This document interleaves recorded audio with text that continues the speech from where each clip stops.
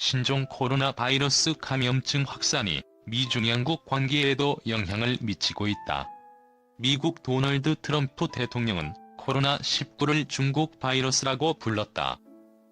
매파 성향의 마이크 폼페오 국무장관은 우한 바이러스라는 표현으로 중국의 심기를 건드렸다. 이들은 중국이 사태 초기 진압에 실패했다고 비판했다. 하지만 중국 측은 상황을 투명하게 공개하지 못했다는 의혹을 완강히 거부했다. 한편 중국에선 소셜미디어를 중심으로 코로나19가 미군의 세견전 프로그램의 일환이라는 소문이 일파만파 퍼져나갔다. 그러나 코로나19가 자연적으로 만들어졌다는 건 이미 증명됐다.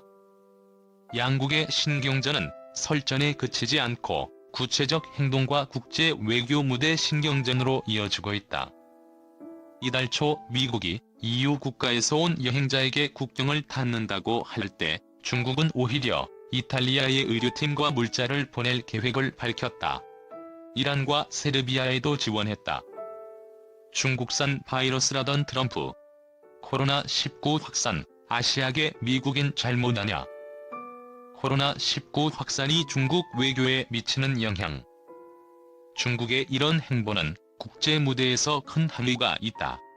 코로나 위기에서 벗어나 글로벌 플레이어로서 국제 외교 무대에서 새로운 위상을 차지하고자 하는 것.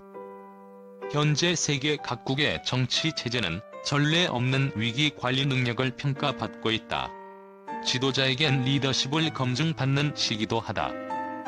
시간이 흐르면 지도자들이 어떻게 코로나를 통제했는지, 얼마나 정보를 투명하게 공개했는지, 효율적으로 방역 자원을 투입했는지 평가될 것이다. 코로나 사태는 미중 관계가 악화된 시점에 터졌다. 앞서 두 나라는 부분적인 무역협정엔 동의했지만 외교 관계를 완벽히 회복하진 못했다. 현재 양국 모두 아시아 태평양에서 발생 가능한 충돌에 공개적으로 대비하면서 재장전하고 있다.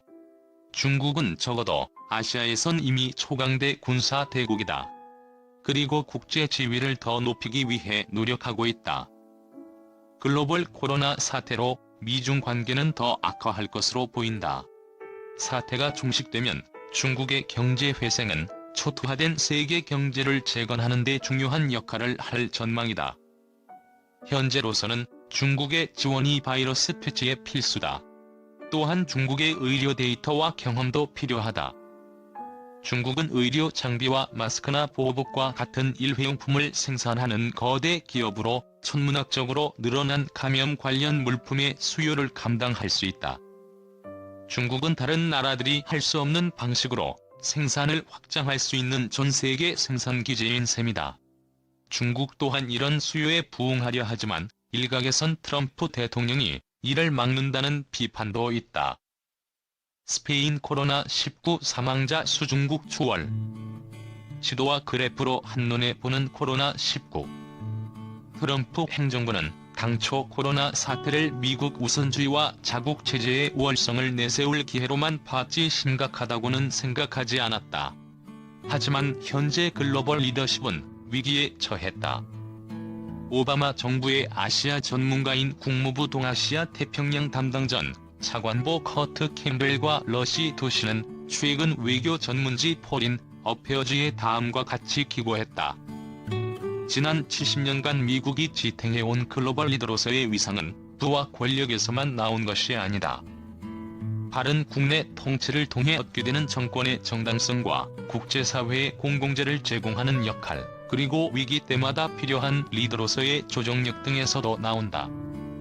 그러면서 미국 지도부의 이 세 가지가 코로나19 팬데믹으로 검증되고 있다고 말했다.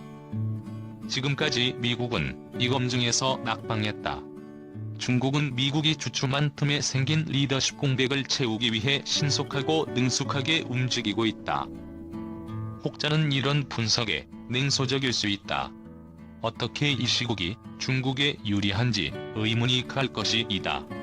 캠벨 전 차관보와 도시는 당돌함과 저돌성을 뜻하는 이른바 후추파 정신이 답이 된다고 봤다. 중국 정부는 우한에서 코로나가 퍼지기 시작했던 초기 비밀스럽게 대응했다. 그 뒤론 막대한 자원을 투입해 인상 깊은 방역 활동을 했다. 미국 언론 자유기구 팬아메리카의 최고 경영자인 수잔 노셀은 외교 전문지 포린 폴리시에 이렇게 전했다. 중국 정부는 사태 초기 미흡하게 대응하고 책임을 부인하는 모습을 보여 이로 인한 후폭풍으로 민심이 성나게 되는 걸 두려워했다. 현재는 자국의 방역 성과를 국내외에 알리는 선전 활동을 펼치고 있다. 이 감염증의 원천이 중국이었다는 사실엔 의미를 축소하면서 말이다. 또한 서방권 특히 미국 정부와 자국을 대조하면서 중국에 대한 긍정적인 평가를 끌어내려 한다. 불황까지 초래한 이번 사태로 중국의 권위주의와 비민족주의적 성향이 더 두드러질 것이라고 서방에선 지적한다. 미국 동맹국은 중국에 주시하고 있다.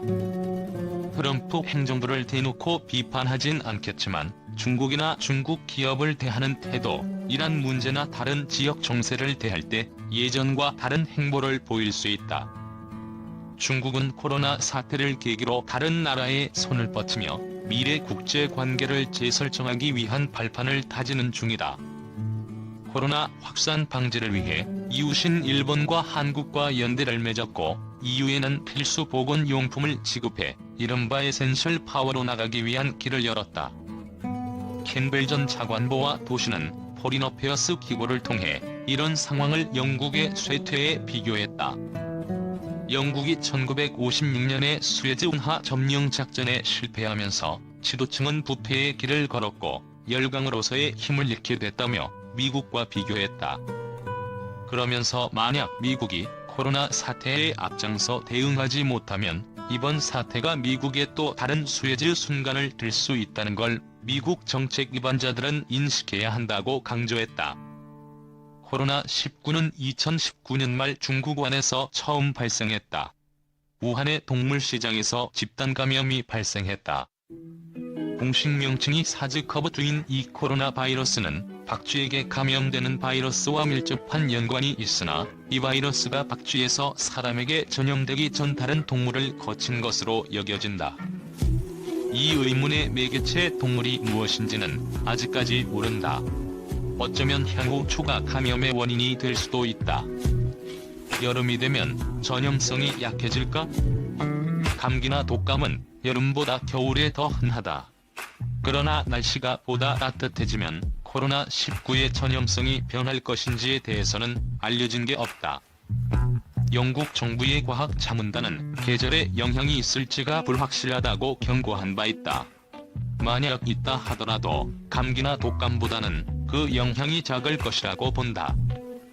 만약 여름에 코로나19의 감염자 수가 크게 감소한다면 겨울에 다시 감염이 급증할 위험이 있다. 겨울이 되면 병원들은 독감과 노로바이러스로 급증한 환자들도 치료해야 하는 상황이다. 왜 어떤 사람들은 훨씬 심각한 증상을 앓는가? 코로나19는 대부분의 사람에게 가벼운 증상만 일으킨다. 그러나 환자의 20%가량에게는 보다 심각한 증상이 발현된다. 대체 왜일까? 감염자의 면역체계의 상태가 일부 원인으로 보인다. 한편으론 유전적 요인도 있을 수 있다. 이를 규명하면 사람들이 중환자실에 들어가는 것을 막을 수 있는 방법이 나올 수 있다. 코로나19에 대한 면역은 얼마나 지속되나? 2번 걸릴 수도 있나? 코로나19의 면역이 얼마나 지속되는지에 대해서는 많은 추측들이 있지만 이를 뒷받침할 수 있는 근거는 희박하다. 이론적으로 어떤 환자가 코로나19로부터 완치가 됐다면 면역력을 갖게 되는 게 당연하다. 그러나 코로나19가 발견된 지 아직 수개월 밖에 되지 않았기 때문에 장기적인 데이터가 없다. 환자가 2번 감염됐다는 소문은 검사가 부정확하게 이루어져 완치가 됐다고 잘못 판정했기 때문일 수 있다. 면역의 문제는 코로나19 사태가 장기적으로 어떻게 흘러갈지를 결정지을 질문이다. 바이러스가 변이를 일으킬 수 있을까? 바이러스는 항상 변이한다. 그런데 바이러스의 유전 정보가 변화하더라도 대체로는 유의미한 차이가 나오진 않는다. 일반적으로 바이러스는 장기적으로 덜 치명적이 되도록 진화한다. 그러니 이는 완전히 보장된 것은 아니다.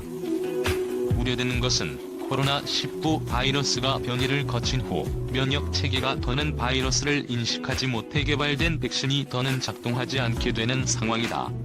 독감은 이런 경우가 발생한다.